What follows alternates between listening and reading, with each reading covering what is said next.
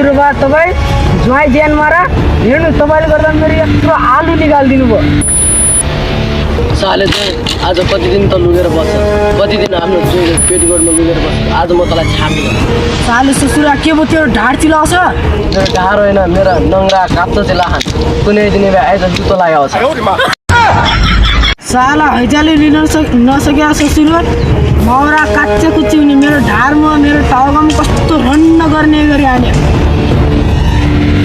बिना कारण चिटपटले हान्छस् बिना कारण होइन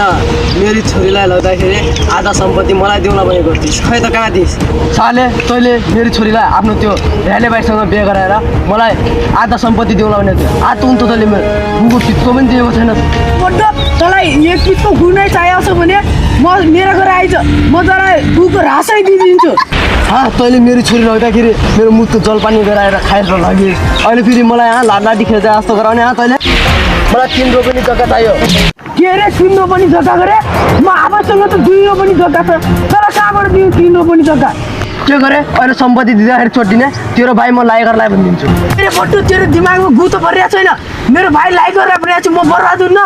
मैले तँलाई बर्बाद बनाएर मेरो भाग मलाई 3 रोपनी जग्गा चाहियो बट्टु त बिहान साँझ उठिने 1 कुन चम्चा दुकान छ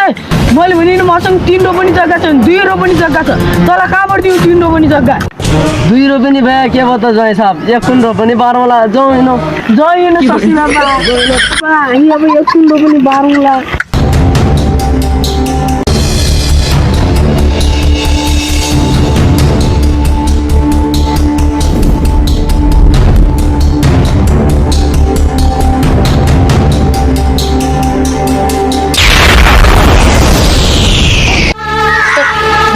मलाई तँले पनि खाइदिउँ क्या म तँलाई धेरै माया गर्छु तैँले मलाई लाली खिलाएर चुगाउँछु मैले भनेको त थिएँ हात्ती आएन खुस्सा गराइदियो तिमीलाई कहाँ थियो मैले चिप्लाउने मलाई कहाँ थियो चिप्लाउने तर चिप्लियो म क्या गर्छु यति राम्रो उपाय आएको थियो म त चिप्लियो वाह कस्तो जिन्दगी रहेछ मेरो अरूको जिन्दगीसित खेल्ने यस्तो उपाय आयो र मेरो जिन्दगी लड्को जस्तो बनाइदियो मेरो जिन्दगी बिहारलाई कसै तिम्रो खुट्टा डगमगायो कसरी डगमगाउने यसरी यसरी डगमगायो मेरो खुट्टा लागेर तँलाई लाज लागेन यस्तो लास्टलाई खिचाउन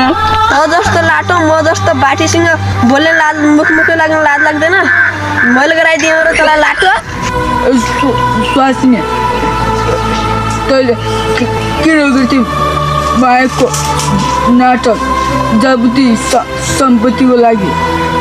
आबु सम्पत्ति गऱ्यो 3 बिघा लाग्नु आबु सम्पत्ति गऱ्यो हामी जस्तो गरिबलाई त 1 रोपनी पनि करोडौँ लाग्छन् तिमीलाई मैले आफ्नो शरीरको पित्त कलेजो धड्कन अनि आफ्नो आँड्दा देख्यो भने माया गर्थे मेरो जिन्दगीसँग खेलेर के पायो तिमीले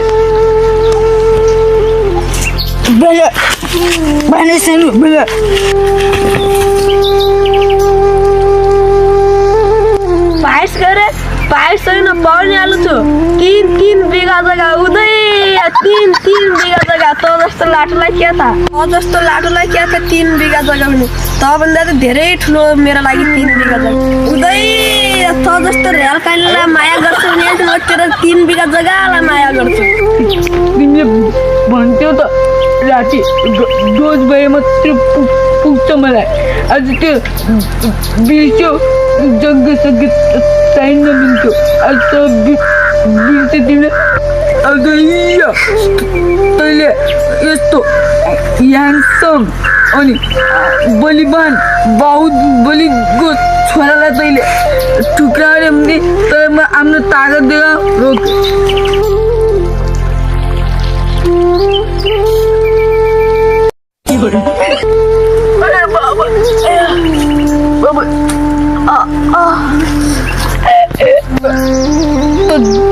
डङ्किनी म लुट्या छु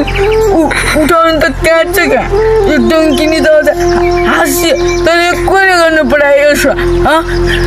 सुन्न चाहन्छ यो कहिले गर्नु पठाएको तेरो एक्लो प्यारो दाइ त्यो कल्लो एडमले गर्नु दाइले त मलाई धेरै माया गर्छ मेरो दाइले त्यस्तो गर्नै सक्नुहुन्न मेरो कल्लो एडम दाइले त्यस्तो गर्नै सक्नुहुन्न बेला तेरो र मेरो बिहेको कुरा चलिरहेको थियो नि त्यसै दिन ओहो यस्तो घिनलाग्दो भाइलाई पालेर नि मेरो जिन्दगी खराब गराइदिनु लागेको के अहिले के गर्नु होला फेरि आयो भाइले के भन्छ यार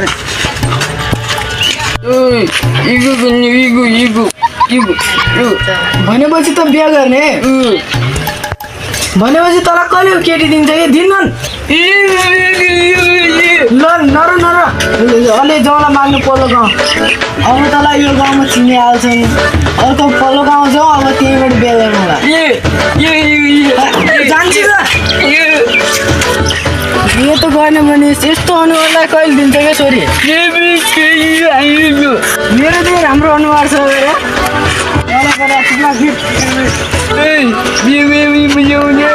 बिहे गरेपछि त आफै थाहा पाल्छ नि मजा आउँछ कि के आउँछ भनेर बिहे गरेपछि म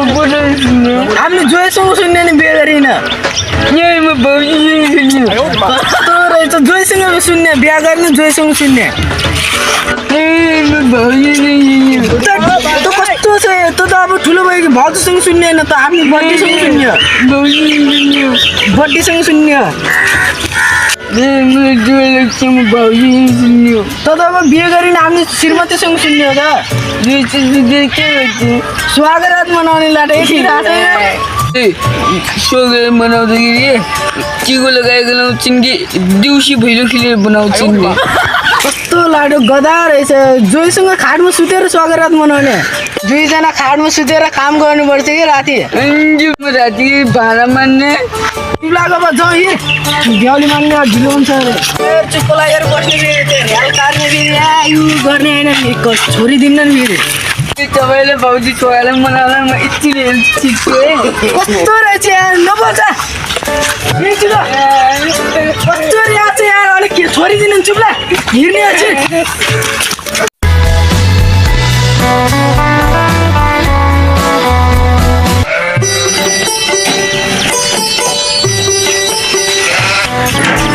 अब त घरमा नपाए छोरी के आउँछ नि छोरा हुजुर कोही आउनुहुन्छ कि भाइर आउनु न मैले माइतदेखि माइतेन छोरो ल्याएको छु जोबान छ भाइर आउनु न हुजुर जोएका छोरा बाबा कङ्गारु होइन कि छोराले तिमीलाई त्यस्तो पनि आएन उहाँ माइतेन परेको त्यसैले यहाँ माइतेन म ह्यान्डसमलाई कङ्गारु भन्ने रहेछ त्यही हो कि तपाईँ पिर नमान्दिनु बसेर कुरा गरौँ नि त आऊ जोएका छोरा आऊ गएका छोरा बसेर कुरा गरौँ ल छोरा बस जोएका छोरा आऊ गएका छोरा के भन्न जोएका छोरा त नबनिदिनु पर्ने म हामीलाई त पिर लाग्छ त हजुर अरे जोएका छोरा तपाईँ पिर नमान्नु न त्यो त मेरो ठेक हो ल मुद्दामा आऊ यो मुद्दा भन्दा पनि अगाडि जाउँ अब यो तपाईँ गएर यो लक्ष्मी भन्ने चिन्ने अहिले त यो बोलाउनु न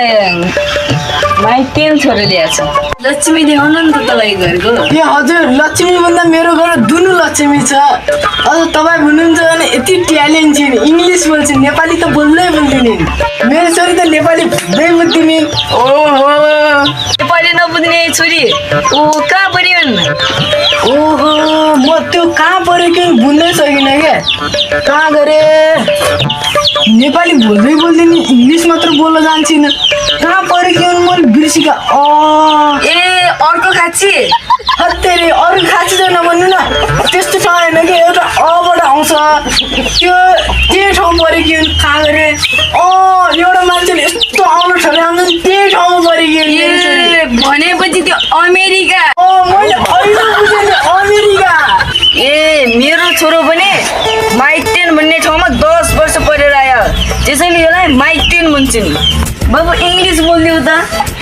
बुवा कङ्गारो ओहो तपाईँले त ह्यान्डसम भन्दै मेरो छोराले ओहो तिजोर नेम हरियो मेरो यहाँ निधार किन ठुलो भयो भने माल्टी एन्जोय पाउनेलाई ठुलो भयो रहेछ यत्रो नि यहाँ ल्याउँछु यहाँसम्म भाग्यमानी छु छोरी रूपा बाहिर आउँदा तिमीलाई माग्नु माल्टियन जोया छैन रूपा बाहिर आउँदा तिमीलाई माग्नु माल्टियनबाट जोइका छोरा आए हान रुमा हेर त तिमीलाई माग्न लाग्यो माल्टियनबाट माल्टियन जोया छ तुरुन्त यिनीहरूका लागि 2 कप सानो गिलासको चिया लिएर आऊ त